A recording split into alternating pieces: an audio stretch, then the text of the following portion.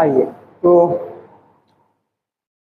हम लोगों ने जो आर्टिकल 14 था उसको पूरा कर लिया, 15 कर लिया, 16 कर लिया, और अब हम लोग को क्या देखना है, 17। ठीक है, तो आज हम लोग बात करते हैं आर्टिकल 17 पर।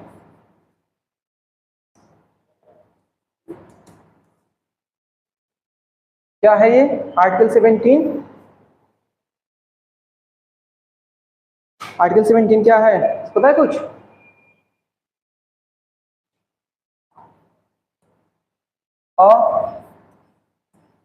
अस्पृश्यता उन्मूलन व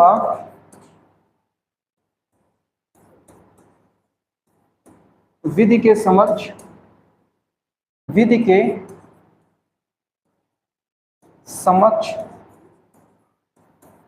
दंडनीय अपराध।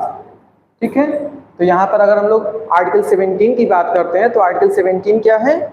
आर्टिकल 17 है अस्पृश्यता से संबंधित। ठीक है, जिसमें मूल रूप से अगर आप देखें तो क्या कहा जा रहा है, दो बात कहा जा रहा है। एक तो कहा जा रहा है कि अस्पृश्यता उन्मूलन, इसका मतलब क्या है, अस्पृश्यता को पूरी तरह से समाप्त करना है, या इस तरह से कहें तो जड़ से समाप्त करना है। ठीक है, और दूसरी बात क्या है, विधि यानी कानून के तहत ये क्या होना चाहिए, एक दंडनीय अपराध होना चाहिए, एक ऐसा अपराध होना चाहिए जिसके लिए दंड का प्रावधान हो। ठीक है, अब ध्यान रखिएगा कि जब हमारे मूल संविधान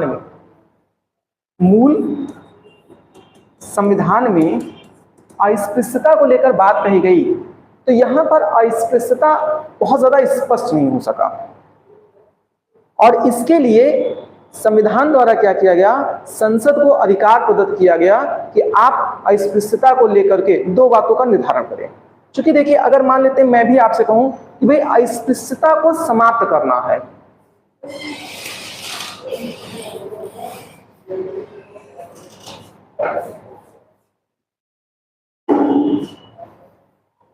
तो सबसे पहला सवाल तो ये उठेगा कि अस्पृश्यता है क्या।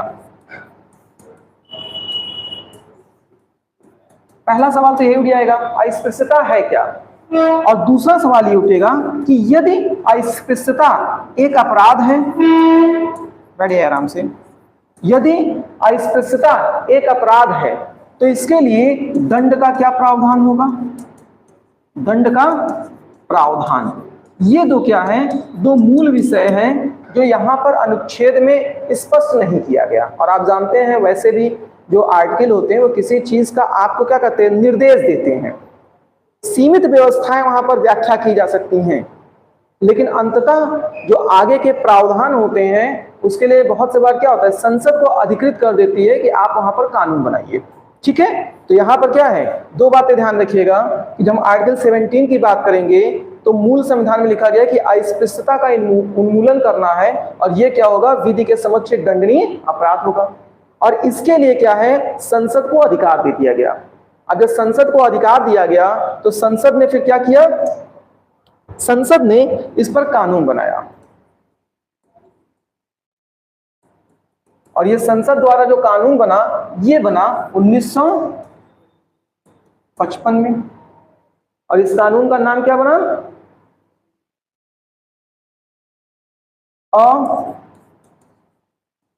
अस्पृश्यता निवारण अधिनियम। अस्पृश्यता निवारण अधिनियम, ये क्या था, कानून का नाम था।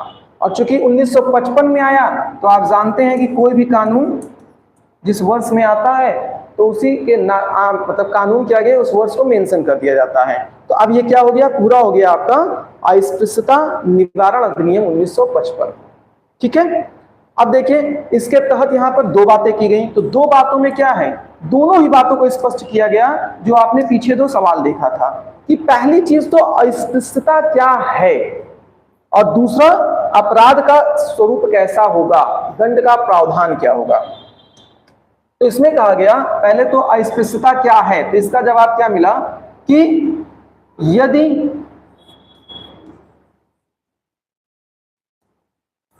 अनुसूचित वर्ग के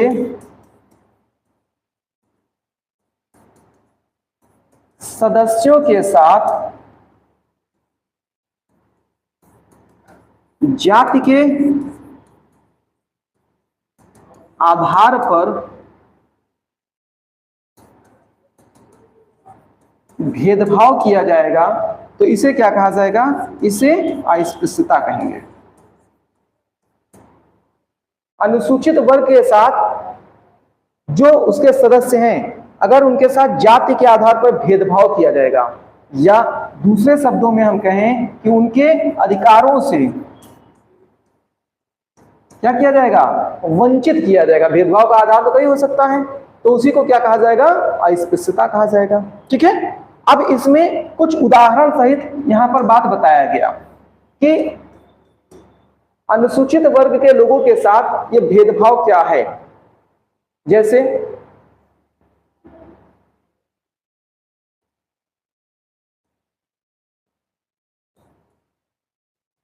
सार्वजनिक स्थलों पर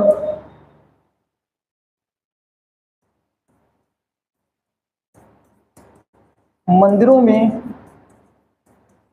प्रवेश या पूजा करने से रोकना, ये क्या होगा? ये अस्पृश्यता के अंतर्गत आएगा। ठीक है, दूसरी बात क्या कही गई? दूसरी बात कही गई कि यही सार्वजनिक स्थल, देखिए सार्वजनिक स्थलों पर मंदिरों में मतलब क्या है? भाई किसी के घर में मंदिर है, आप जबरदस्ती जाकर उसमें पूजा करना चाहेंगे तो आपको थोड़ी ना परमिशन मिलेगी। लेकिन हाँ, अगर सार्वजनिक मंदिर है तो वहां पर जो है किसी को भी उसके साथ विभेद नहीं किया जा सकता है। ठीक है, और मेन रूप से किस आधार पे? जाति के आधार पर। ठीक है, इसके अलावा क्या है? सार्वजनिक स्थल जैसे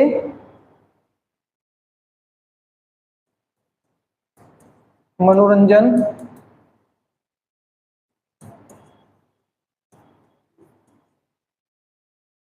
भोजनालय, हॉस्टल आदि में जाति के आधार पर रोक या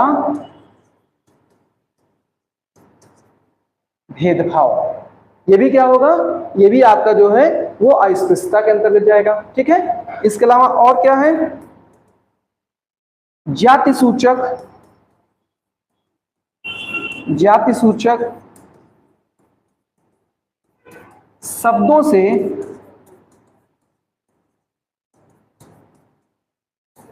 संबोधित करना। ठीक है, तो किसी को जाति सूचक शब्दों से संबोधित करना भी अस्पृश्यता माना जाएगा। इसके अलावा और क्या है?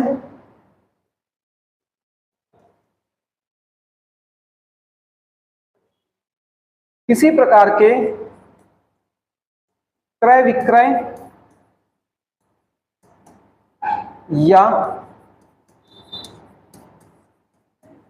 सेवा से रोकना,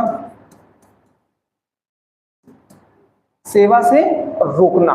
ठीक है, क्रय विक्रय मतलब कोई दुकान करता है तो वहां पर आप उसको बेचने न दीजिए। किसी दुकान पे जाकर वो खरीदारी करना चाहता है तो आप खरीदारी न करना दीजिए।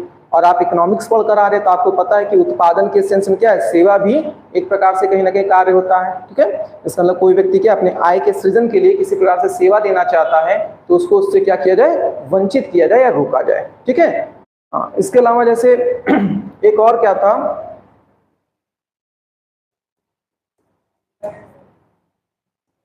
जैसे किसी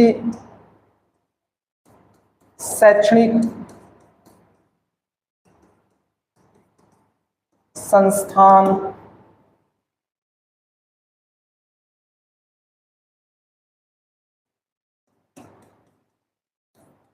हॉस्पिटल,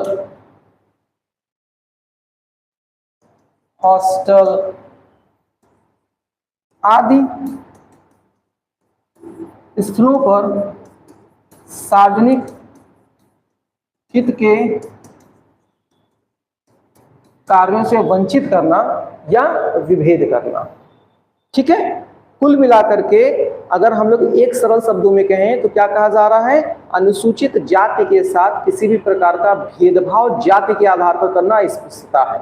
लेकिन उसके बाद क्या किया जा रहा है, इसी विधि के तहत क्या पढ़ रहे हैं हम लोग, अस्पृश्यता निवारण अधिनियम 1955, और इसमें कुछ उदाहरण दे दिया गया कि किस तरह से आप किन भिन्न भिन्न स्थानों पर जाति के आधार पर किसी भी विशेष वर्ग के साथ भेदभाव नहीं कर सकते हैं। उसमें एक जैसे आपको बताया कि जैसे पूजा स्थलों पर रोकने से मना किया जा सकता है, तो ऐसी स्थिति जो है वो क्या कहलाएगी, वो अस्पृश्यता माना जाएगा। किसी को सार्वजनिक स्थल पर भोजन पे हो गया, जैसे सिनेमा हॉल में मूवी देखने जा रहे हैं या कहीं पर भी इस तरह के पार्क हो गए, ठीक है, मतलब इस स्थलों पर जो है अगर कोई प्रवेश करता है तो उसको जाति के आधार पर रोकना, ये भी अस्पृश्यता माना जाएगा। ठीक है, जाति सूचक शब्दों से संबोधित करना अस्पृश्यता माना जाएगा। इसके अलावा फिर आपने देखा कि जो ऐसे जगह होते हैं जो सार्वजनिक हित के लिए होते हैं, यानी जो सभी के हित के लिए होते हैं, जैसे हॉस्पिटल हो गया, शैक्षणिक संस्थान हो गए, हॉस्टल हो गए, ठीक है, इन स्थानों पर प्रवेश से वर्जित कर देना या किसी प्रकार का क्रय विक्रय या सेवा पर रोक लगा देना। ठीक है, अब देखिए तो ये तो अभी आपने सबसे पहले क्या देखा, तो आपको पहले सवाल का जवाब मिला कि अस्पृश्यता है क्या, व्हाट इज अनटचेबिलिटी। ठीक है, अब दूसरी चीज का था जो आपको जवाब जानना है कि अब इसके तहत दंड का क्या प्रावधान निकल के आया। अगर मान लेते हैं कोई अस्पृश्यता करता है तो दंड का प्रावधान क्या होगा,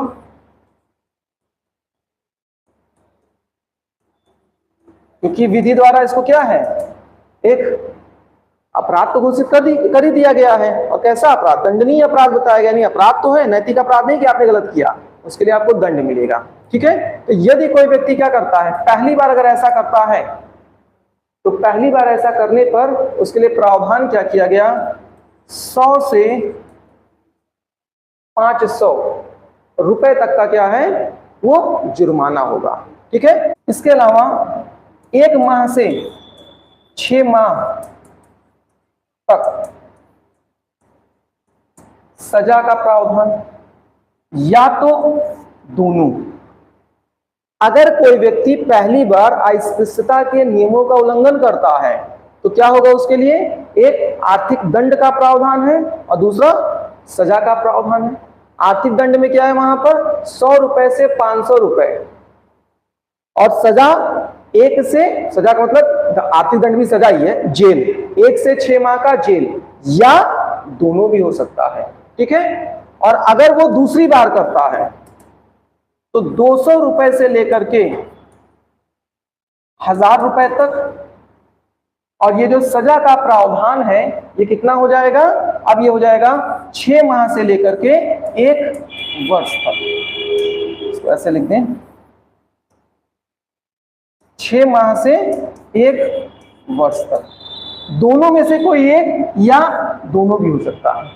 ठीक है, और यदि फिर भी नहीं सुधरा और तीसरी बार करता है तो तीसरी बार करेगा तो अब इसके लिए जुर्माना क्या हो गया, 500 रुपए से लेकर के 1000 रुपए हो गया, और जो सजा का प्रावधान किया गया क्या कर दिया गया, अब ये 1 वर्ष से लेकर के 2 वर्ष कर दिया गया।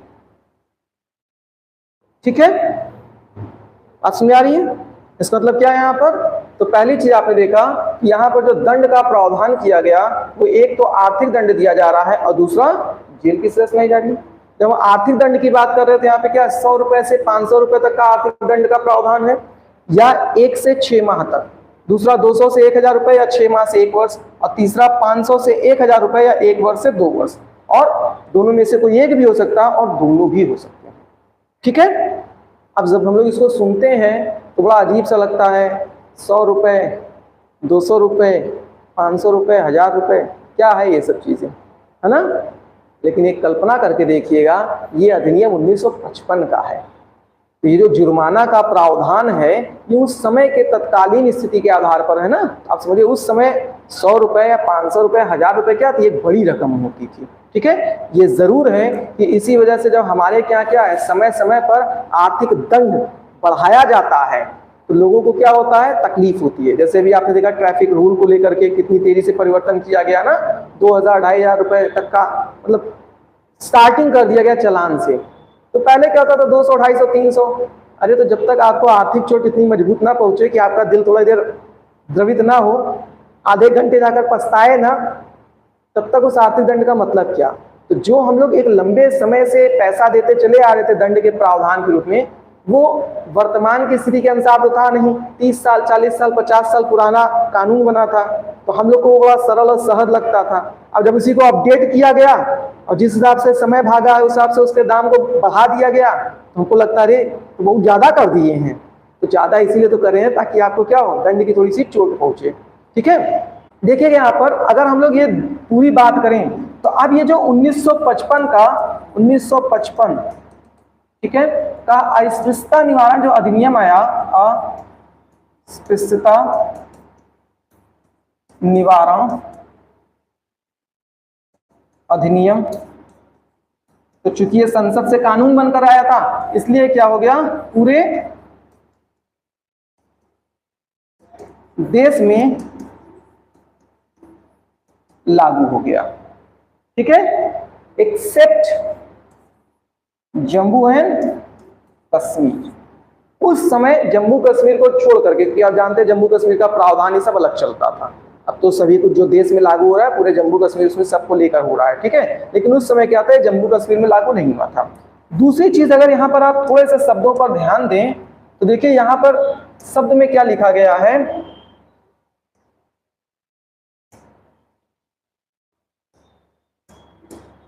अनुसूचित वर्ग। क्योंकि यहां पर क्या हुआ था, जो 1955 में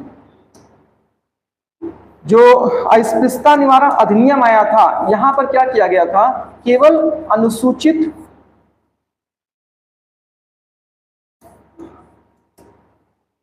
जाति का जिक्र था, अनुसूचित जनजाति का जिक्र नहीं था।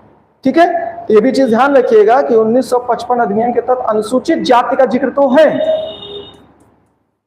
लेकिन अनुसूचित जाति यानी एससी, लेकिन एसटी का जिक्र इसमें नहीं है। वास्तव में भारत के संविधान में क्या है, ये आर्टिकल 366, इसके तहत क्या है, 366(24) के तहत क्या है, एससी की बात कही गई है, और 366(25) के तहत क्या कहा गया है, एसटी को बताया गया है। ठीक है, और वास्तव में जो एसटी का आधार है वो क्या है, आर्टिकल 342 है। और ये 342 क्या कहता है, 342 कहता है कि राष्ट्रपति जिसे भी अनुसूचित कर देते हैं, अनुसूचित का मतलब जिसकी भी लिस्टिंग कर दिए, वही क्या होगा, वो एसटी के तहत माना जाएगा, यानी अनुसूचित जनजाति के तहत माना जाएगा। ठीक है, तो एक चीज ये भी ध्यान रखिएगा कि प्रारंभ में सारा प्रावधान जो था वो कानून बना था किसको लेकर के, एससी को लेकर के। ठीक है, एसटी को लेकर के बाद में राष्ट्रपति जो है फिर जैसे जैसे लिस्टिंग करते गए उनको ये अधिकार मिलता गया।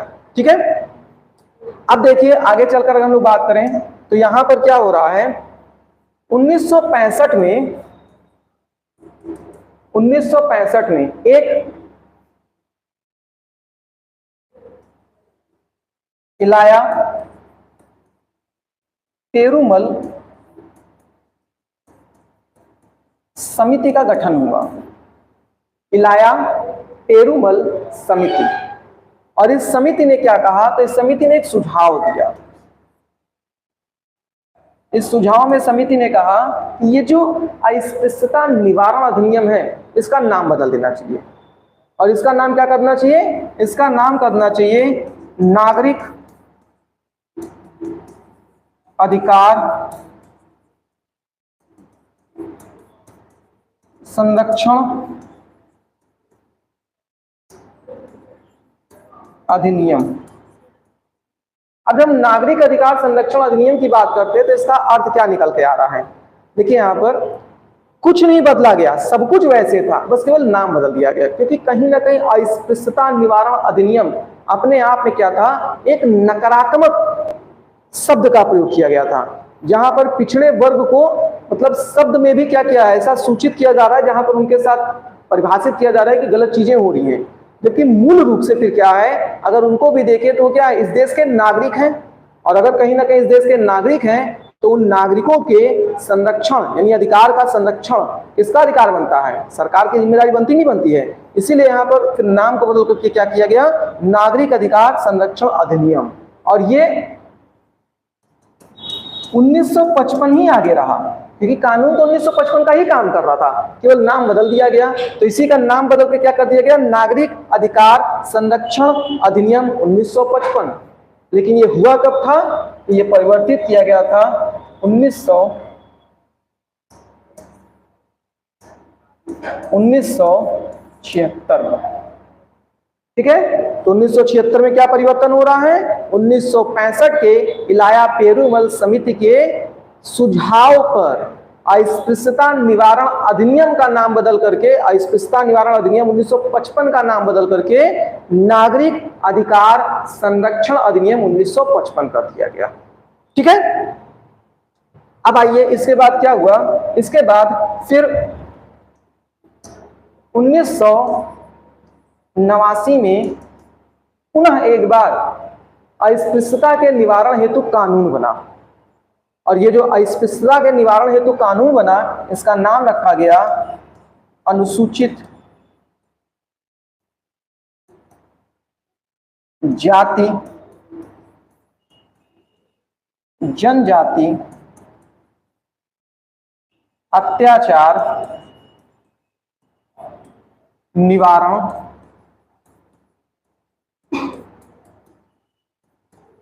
अधिनियम। अनुसूचित जाति जनजाति अत्याचार निवारण अधिनियम। और इसी को आप लोग सरल शब्दों में क्या सुनते थे? SC/ST एक्ट सुनते थे। तो SC/ST एक्ट क्या है? 1989 का है। अब सबसे बड़ा सवाल ये उठता है कि जब एक बार 1955 में अस्पृश्यता के निवारण के लिए कानून बन गया, तो दोबारा फिर उसी विषय पर कानून बनाने की आवश्यकता क्यों रही? तो दोबारा उसी विषय पर कानून बनाने की आवश्यकता इसलिए पड़ी क्योंकि जो 1955 में कानून बना था वो कमजोर कानून था, और जो समाज के वंचित वर्ग को उनका अधिकार मिलना चाहिए था वो अभी भी उपेक्षित था, और अभी भी उनके खिलाफ होने वाले अत्याचार को, शोषण को, या उनके अधिकारों से उनके वंचन को सरकार रोकने में विफल हो रही थी। इसी वजह से क्या हुआ? फिर 1989 में नया कानून बन के चला आया। और ये कानून क्या था? अब ये कानून थोड़ा ज्यादा ही सख्त कानून था। इस कानून में क्या किया गया? 22 विषय रखे गए। 22 विषय। जैसे आपने देखा 1955 का जो कानून था उसमें 4-5 पॉइंट हम लोगों ने उंगली में गिन लिया कि अस्पृश्यता के अंतर्गत ये बातें हैं। यहाँ पर 22 विषय ऐसे रखे गए जो अस्पृश्यता माना गया, यानी अगर आप ऐसे कृत्य करते हैं तो अस्पृश्यता माना जाएगा। ठीक है, और क्या किया गया? दूसरा काम किया गया कि जो अब अस्पृश्यता कोई करता है तो ये संज्ञेय अपराध माना जाएगा। संज्ञेय अपराध। और संज्ञेय अपराध क्या होता है? संज्ञेय अपराध का तात्पर्य है कि बिना वारंट गिरफ्तारी। आपने सुना होगा फिल्मों में अक्सर जब कोई किसी को गिरफ्तार करने जाता है कहते हैं ना, वारंट है आपके पास, वारंट पेपर लेकर के आए हैं। इसका मतलब गिरफ्तारी का आपको एक आदेश पास कराना होता है। लेकिन जब संज्ञेय अपराध होता है कोई चीज तो किसी वारंट की जरूरत नहीं है। एक तरफ आपके खिलाफ कंप्लेन हो रही है, दूसरी तरफ कहीं क्या हो जाएगा? वहीं दूसरी तरफ आपकी गिरफ्तारी हो जाएगी। ठीक है, और ध्यान रखिएगा इसमें क्या होता है? इसमें अग्रिम जमानत का भी प्रावधान नहीं था। अग्रिम जमानत भी नहीं, पहले से आप जमानत ले लीजिए, ये भी प्रावधान नहीं था। मतलब जेल आपको जाना ही है। ठीक है, तो अब ये क्या हो गया? ये थोड़ा सा गंभीर विषय हो गया। अब थोड़ा सा कानून को मजबूत कर दिया गया। ठीक है, एक चीज और ध्यान रखिएगा, पीछे भी था और यहां पर भी है कि यदि अभियुक्त और परिवादी,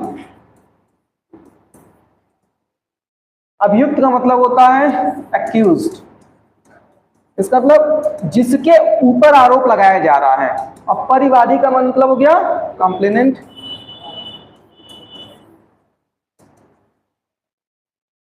इसका मतलब क्या होगा? जिसने आरोप लगाया।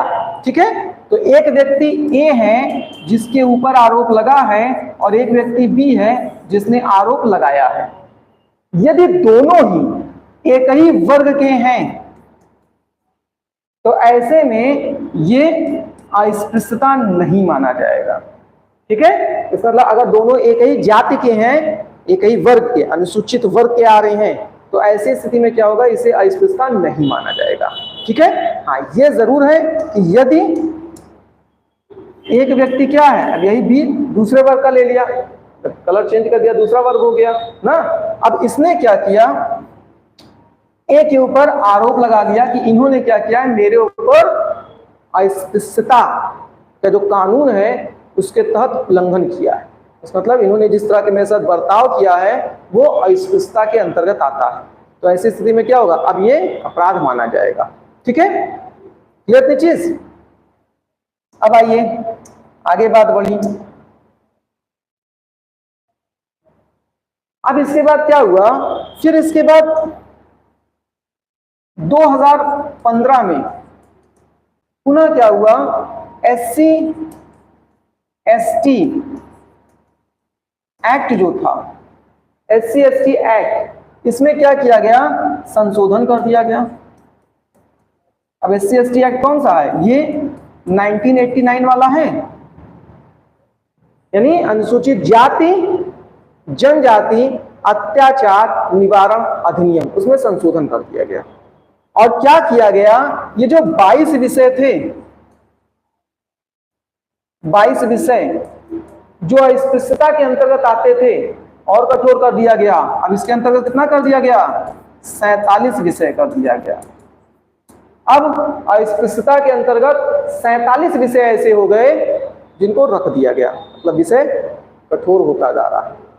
ठीक है, अभी तक 22 कृत्य ही केवल अनुसूचित मतलब आप कह सकते हैं अभी तक केवल 22 कृत्य ही ऐसे थे जो क्या माने जाते थे, जो माने जाते थे कि यह अस्पृश्यता के दायरे में आ रहे। अब 47 कार्य ऐसे हो गए। शुरू में गिने चुने 5-6 कार्य थे, फिर 22 हुए, फिर 47 हो गए।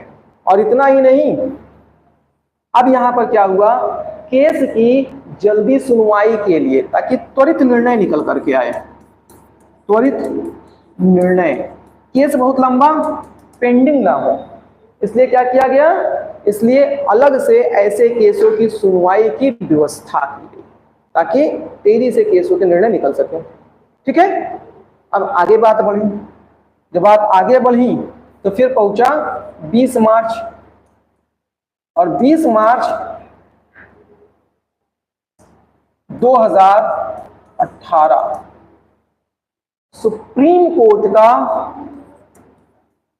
महत्वपूर्ण फैसला आया।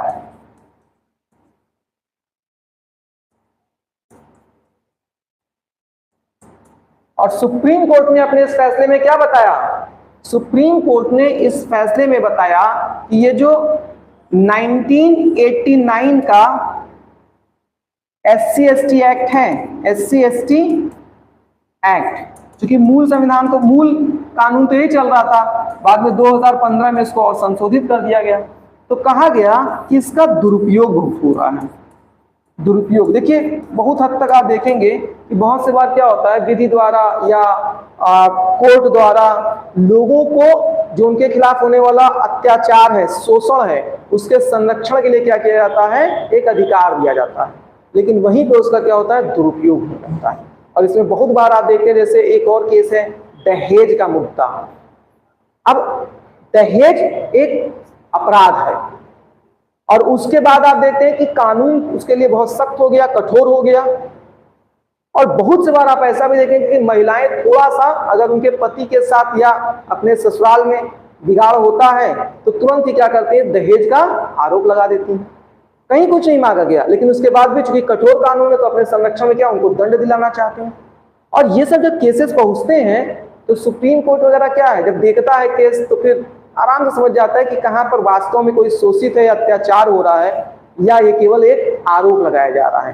तो एक बहुत बड़ा डेटा सामने आया और सुप्रीम कोर्ट ने अपने निर्णय में बताया कि लगभग 77% केस ऐसे हैं, 77% केसेस ऐसे हैं जो जब न्यायालय में आते हैं तो वो क्या होते हैं, उनकी पुष्टि नहीं हो पाती है।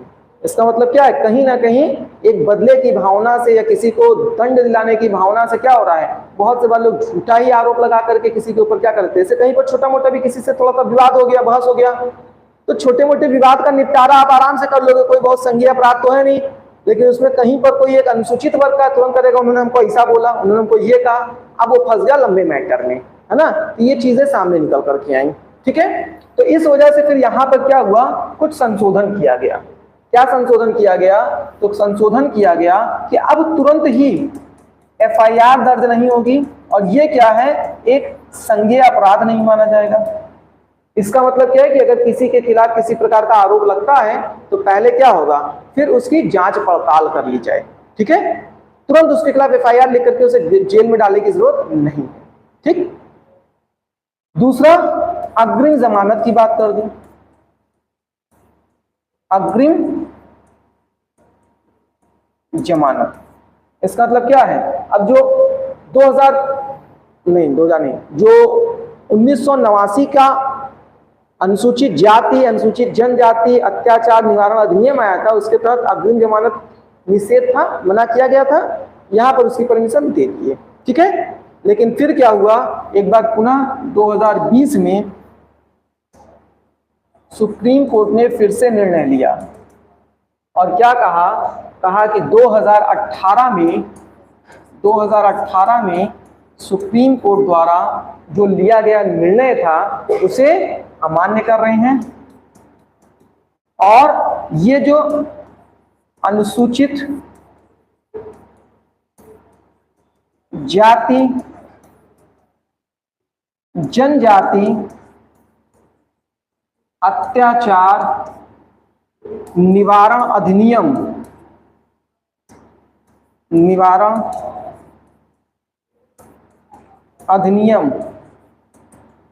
1989 था, इसे मूल रूप में लागू किया जा रहा है। मूल रूप में लागू किया जाने का मतलब क्या है, अब जो बीच में उसमें थोड़ा सा संशोधन किया गया था वो सभी अपने मूल व्यवस्था में आ गया है। ठीक, तो 2015 के तहत 47 विषय लाके रखे थे, 47 विषय तो है, लेकिन इसमें क्या है, जो दंड का प्रावधान है वो मूल स्तर पे आ गया। इसका मतलब क्या है, आज के समय में भी जो SC/ST एक्ट है उसके तहत ये एक संज्ञेय अपराध है, इसमें अग्रिम जमानत का प्रावधान नहीं। ठीक है, इतना सुन रही। ठीक है, तो आइए एक कहानी के रूप में फिर से सारी चीजों को समझ लीजिए। सबसे पहले आपने देखा आर्टिकल 17 के तहत अस्पृश्यता उन्मूलन और इसे विधि के समक्ष दंडनीय अपराध की बात कही गई, जिसके लिए विधि बनाने की शक्ति किसे दे दिया गया, विधि बनाने की शक्ति जो है वो संसद को दे दिया गया। संसद में 1955 में एक कानून बना जिसे अस्पृश्यता निवारण अधिनियम कहा गया, लेकिन 1965 में अस्पृश्यता निवारण अधिनियम कानून को इलाया पेरुमल समिति के सुझाव पर 1976 में बदल करके नागरिक अधिकार संरक्षण अधिनियम 1955 कर दिया गया। इसके प्रावधान क्या थे, तो इसके तहत कुछ मूल विषय जहां पर अनुसूचित वर्ग के लोगों के साथ भेदभाव किया जा रहा है उसे अस्पृश्यता के तहत एक दंडनीय अपराध माना जाएगा। मूल विषय के तहत पहली पॉइंट आपने क्या देखा था कि किस तरह से यदि किसी अनुसूचित वर्ग के लोगों को मंदिर में या मंदिर में पूजा करने या प्रवेश करने से रोका जाता है तो अस्पृश्यता माना जाएगा। सार्वजनिक स्थल जैसे भोजनालय हो गया, मनोरंजन के स्थल हो गए, उद्यान हो गया, ऐसे स्थानों पर सड़क हो गए, तमाम तरह के जो सार्वजनिक स्थल आप जानते हैं, ऐसे स्थानों पर प्रवेश के लिए रोका जा रहा है तो अस्पृश्यता माना जाएगा। जाति सूचक शब्दों से प्रयोग करना अस्पृश्यता माना जाएगा। इसके अलावा यदि जो सार्वजनिक हित के स्थल हैं जैसे कि शैक्षणिक संस्थान हो गए, अस्पताल हो गए, हॉस्टल हो गए, इन जगहों पर अगर इनके साथ विभेद किया जा रहा है तो अस्पृश्यता माना जाएगा। क्रय विक्रय या सेवा देने से रोका जा रहा है या विभेद किया जा रहा है तो अस्पृश्यता माना जाएगा।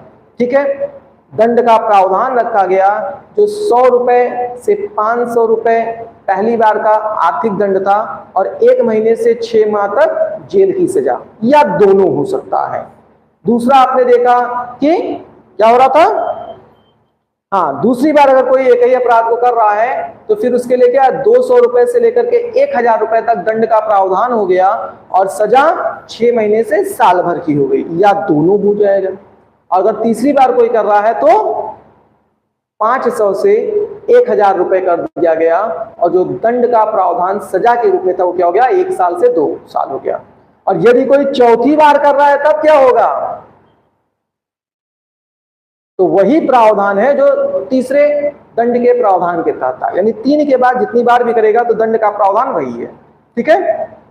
फिर आपने देखा कि एक कमजोर कानून था, समाज में जिस मूल विषय के कारण इस कानून को बनाकर लाया गया था उससे अभी भी समाज के एक विशेष वर्ग को एक जो उनका अधिकार मिलना चाहिए था वो नहीं मिल पा रहा था। तो फिर 1989 में अनुसूचित जाति जनजाति अत्याचार निवारण अधिनियम आता है, जिसके तहत इसे कठोर प्रावधान किया गया। 22 विषय अस्पृश्यता के अंतर्गत रखे गए, संज्ञेय अपराध माना गया और साथ ही साथ अग्रिम जमानत का मनाही किया गया। ठीक है। 2015 में पुनः इसको और कठोर किया गया और इसमें लगभग जो है 47 विषय लाकर रख दिए गए जो अस्पृश्यता के अंतर्गत माने जाएंगे। 2018 में सुप्रीम कोर्ट का एक जजमेंट आता है, इसमें सुप्रीम कोर्ट मानता है कि यहाँ पर इस जो संरक्षण का अधिकार था उसका कई मामलों में दुरुपयोग होता हुआ दिखाई दे रहा है और 77% मामले ऐसे हैं जिसमें केस सिद्ध नहीं हो पा रहा, आरोप सिद्ध नहीं हो पा रहा है। और इस वजह से संज्ञेय अपराध को समाप्त करना प्लस जो अग्रिम जमानत था उसको भी समाप्त करने का प्रावधान किया गया। लेकिन फिर 2020 में सुप्रीम कोर्ट ने अपने फैसले को पलटते हुए पुनः क्या किया, पुनः जो मूल रूप में मतलब 1989 वाला जो आप देखते हैं अत्याचार निवारण अधिनियम है SC ST के लिए, उसको लागू कर दिया गया। ठीक है, इतना क्लियर है? ये कोई प्रॉब्लम नहीं? हाँ, प्रॉब्लम अब तब होगी जो इसका जाकर पढ़ेंगे ना। तो आज आपका आर्टिकल 17 समाप्त हो रहा है, कल हम लोग चर्चा करेंगे आर्टिकल 18 पर। ठीक है, और आर्टिकल 18 भी आपका एक दिन में खत्म हो जाएगा। आर्टिकल 19 थोड़ा ज्यादा चलेगा, तो कल हम लोग बात करेंगे उपाधियों के अंत को लेकर के। और जब उपाधियों के अंत को लेकर बात करेंगे तब आपका क्या होगा, क्योंकि आपने पहले पढ़ा था ना समानता का अधिकार, 14 से लेकर 18 तक समानता का अधिकार है, तो अभी तो हम लोग केवल समानता के अधिकार पर ही चल रहे हैं, उसके बाद स्वतंत्रता के अधिकार पर चलेंगे। ठीक है, चलिए फिलहाल आज इसको समाप्त किया जा रहा है।